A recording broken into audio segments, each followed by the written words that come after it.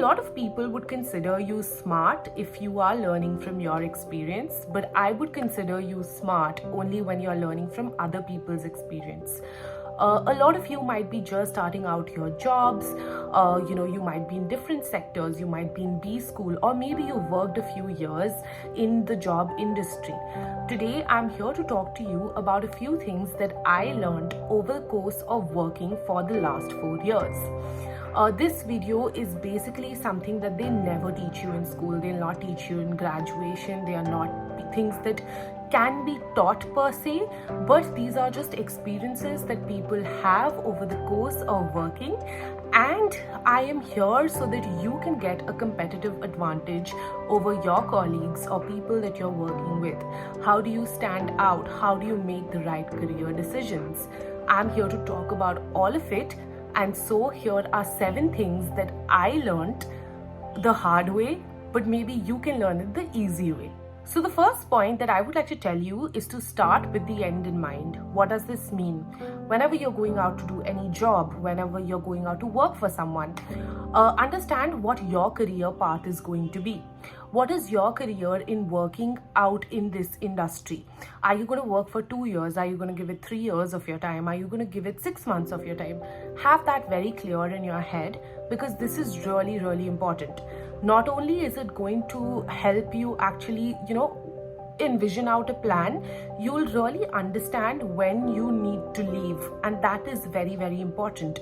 I see a lot of people nowadays actually leave jobs and switch companies for a little more money in 6 months, and there are a lot of people on the other hand that are staying in the same company for years and years without actually getting what is due.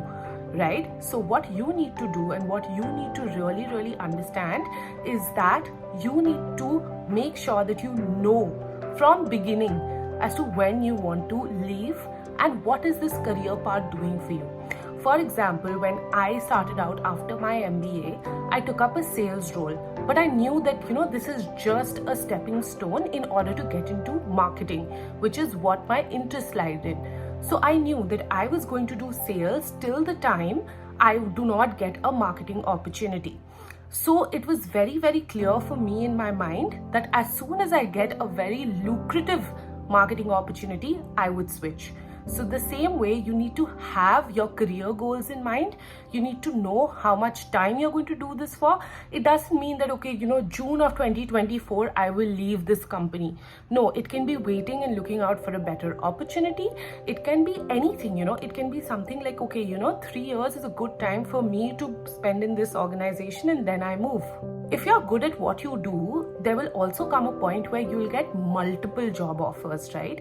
It also makes it very easy when you have this plan in mind in order to know when you want to switch. You can always keep giving interviews, you can always get opportunities, but you have to make sure that you know when you really are giving a job interview to switch and when you're doing it just for the experience or getting to know your market value. The second point that I would like to tell you is that no matter what job you're doing, and even though you know that you're going to switch within the next 3 years, whatever role you are in, you have to make sure that you are indispensable in that role. What do I mean by being indispensable? It means that tomorrow when you actually grow, the company should not be able to run without you. Now, when you're just starting out, this is not a possibility. You can be replaced very easily. But are you indispensable to the function that you're working in? Is there someone that can do this role better than you? If not, then you are indispensable to this organization. But if yes, then what are you doing? You need to make sure that this role, you are the only person that does this role the best. This means that you'll have to put long hours. This means that you will have to be best. This means that you would have to have a lot of consistency in order to outperform everyone that is at your level. But when you have this mindset that I want to be indispensable, it will reflect on your work. So start out maybe just by having this mindset, and maybe the actions will follow. The third point that I'm going to be talking to you about might be very, very counterintuitive. It is about being punctual. It is about having integrity. Now, you may say that, oh my God, everybody says this, to be punctual. This is like such a basic thing. But when you go out in the real world, you will see that this is not as common as you think it is. A lot of people are not punctual to work. A lot of people lack integrity. I've seen a lot of people go out on sales call and roam around in a mall and come back.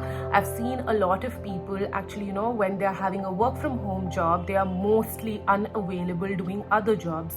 One of the key things is that, a business puts you in a place when they really, really value you. They trust you, right? And once that trust is broken, believe me, it's not just this job, but your entire career that can get destroyed. So always make sure that you have your integrity in place. There can be some instances where you are basically involved with a vendor, for example, and you're doing a side deal with that person. It's only a matter of time where your company actually finds out about this. It's not just the company's trust that is placed on you, but when tomorrow, God forbid, a situation arises where you are wrongfully attacked for something, you can always make sure that you are in the clear because your conscience is clear. So in my company, we have something called IIY. What is IIY? IIY means invest in yourself. Now, what does this mean? This means that we get 1 hour of the day throughout our work days, right? We get it to spend on ourselves in our own learning. Now, we could pick any topic under the sun and learn about it. If you don't have such a program in your organization, maybe you could suggest them to create something of this sort. Regardless, what you should do is learning and upskilling yourself. I cannot stress on this point enough because, most of the jobs today are getting automated. Right? And lots of people are going to lose their jobs in the near future. What you need to do is build your skills to the level that nobody is able to take away your job. So this requires you to continuously learn and focus more on yourself. So if you start out, in a company and make this habit that, you are going to learn each and every day and you are going to develop more skills than your job requires you to do, nobody ever will be able to fire you. Once you do something, you will have to do it for the rest of your time in an entire organization. What does this mean? This means that once you set precedence with doing something, it is likely to follow. This means that, if you're taking on extra work, if you are someone that is staying late to work, if you're someone that is probably, doing anything of that sort. So just make sure that if you think that there is something that you will not want to do for your entire time in this organization, don't do it even once. There are lots of people I know who take up work just because they want to, and that is great. If you are someone like that, great. If you are okay with taking on extra work without getting paid, or staying for extra hours, or going beyond your job description to do something, amazing, but that has to be your choice. So make sure that you do not do it even once if you don't want it to continue.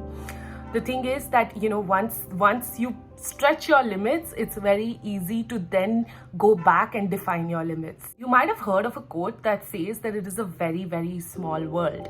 But believe me, the corporate world is even smaller. So whenever you're leaving an organization, or even if you have like some discomfort with someone, make sure that you never ever leave begrudgingly. Make sure that you always sort out your corporate issues then and there. The thing is that you don't know who you're going to work with, who you're going to end up meeting in another job, or who you may need. Always make sure that your relations are great. I know a lot of people that leave organization, and it's quite tempting, when an organization may not have treated you the best way. It's very easy to, smack a rejection letter on their face and say goodbye, I'm not going to see you from tomorrow. But believe me, it won't look as tempting when you may have to go back to that organization to ask for your job back. You may feel like, I'm never going to work in this organization. But years later, you may see that, this is what I want. This is all I want. I'm not saying it will happen. I'm saying it may happen. your manager in this organization might be your manager in your next organization or the next organization. You never know. It's a very, very small corporate world. It really doesn't hurt to make friends. It really doesn't hurt to be cordial. I'm not saying be best friends with anyone. I'm just saying do not leave on bad terms. Now, I can make a separate video on each of these points explaining it further. Do let me know in the comment section below if you need me to. But here's the last point that I'm going to be talking about, and it is one of the most important things that you need to do in your corporate career. The point is to make your work noticed. Don't only make your work noticed in front of your managers, but also the chairman of the company. The chairman of the company should know you by name. They should know that you are the person that is doing what you are doing. There are multiple ways in which you can do this, but just to start out with, always appreciate the people that have helped you. Now, what happens is that when you pay appreciation, the first thing is that you come out as a leader. You come out as the person that made all of this happen. So this is a very, very small trick of actually, making sure that people know who you are.